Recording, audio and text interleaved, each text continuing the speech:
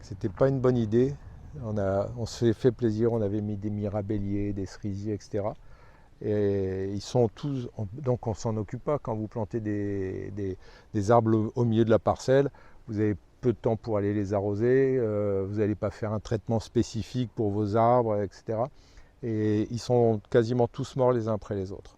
Cerisier, mirabellier, même les pêchers commencent à pas être en grande forme. Ce qui va bien, ce sont les chênes. Il y a micocoulier et puis l'arbousier. Alors les arbousiers, ça va tout seul. Mais les chênes, là, c'est l'arbre qui va bien, il se débrouille tout seul. Même l'amandier, il n'est pas en pleine forme. Je pense qu'il faut le côté romantique, on va mettre des arbres au milieu des vignes et puis on ira chercher le fruit comme ça en travaillant. Il faut oublier. On les a coupés les uns après les autres. Alors là, c'était en agroforesterie jusqu'à il y a 1 an et demi, donc polyculture. Et mon beau-frère a planté 3 rangs de vignes entre les arbres. Bon, il a bien tenu compte de mes leçons parce que j'avais dit qu'il fallait laisser 4 mètres. Et c'est plutôt 5 mètres, du coup on n'aura pas de souci là. Moi j'étais un peu désolé parce que du point de vue économique, 3 rangs de vignes sur toute cette surface, ça ne fait pas grand-chose. C'est qu'en fait, il les a plantés à 2,50 m parce qu'il veut avoir le même écartement sur tous ces domaines et tout ça pour ne pas avoir à changer les socles à chaque fois. Et du coup, moi, pour me rattraper, je vais densifier entre les arbres et mettre aussi des plants de vigne, mais de table. Donc là c'est plutôt des noyers de semis qui ont fait leur première noix l'année dernière. Et toutes les parcelles sont séparées par un ensemble d'infrastructures agroécologiques dont les haies sont les plus visibles. Dans ces haies, on a différents types de haies aussi qu'on a voulu mettre en avant. Il y a des haies fruitières, vraiment pour la biodiversité, donc avec des arbres fruitiers, des espèces mellifères dont les arbres ne sont pas greffés.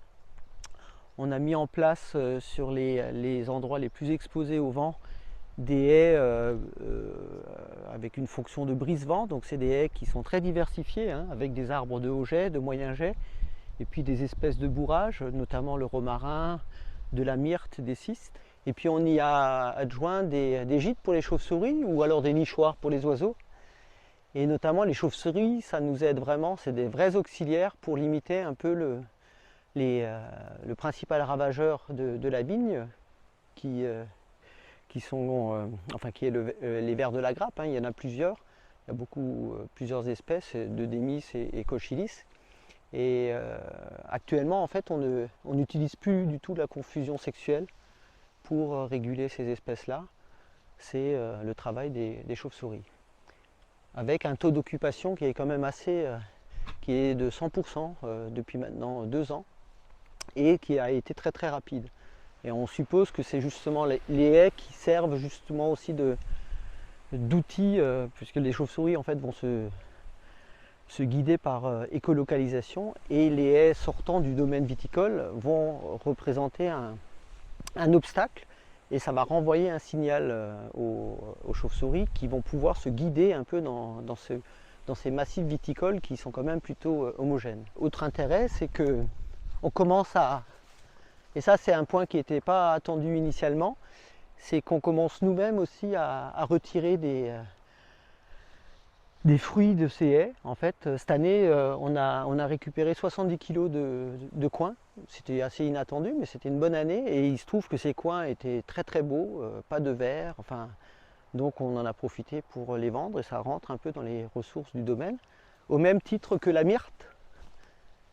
On est là sur un arbre typiquement méditerranéen, qui est pas très utilisé ici, mais qui est très connu en Corse, qui fournit une huile essentielle assez remarquable, et surtout des baies qui sont appréciées effectivement aussi par les oiseaux.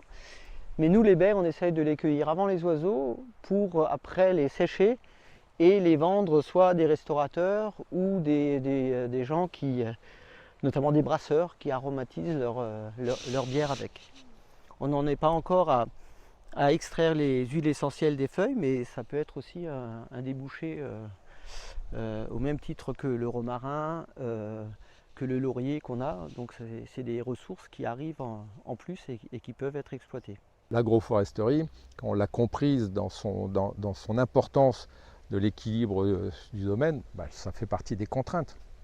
Voilà. Le souci, c'est que ça n'a pas d'effet immédiat. Comme je vous disais, est-ce que ça sert sur la qualité de vin? J'en sais rien. Et je ne suis pas sûr qu'un jour on le sache.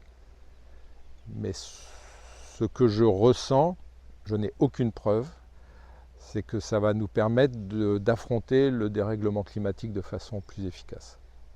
Je le ressens. Je dis, il y a des signes, ça s'appelle des signaux faibles.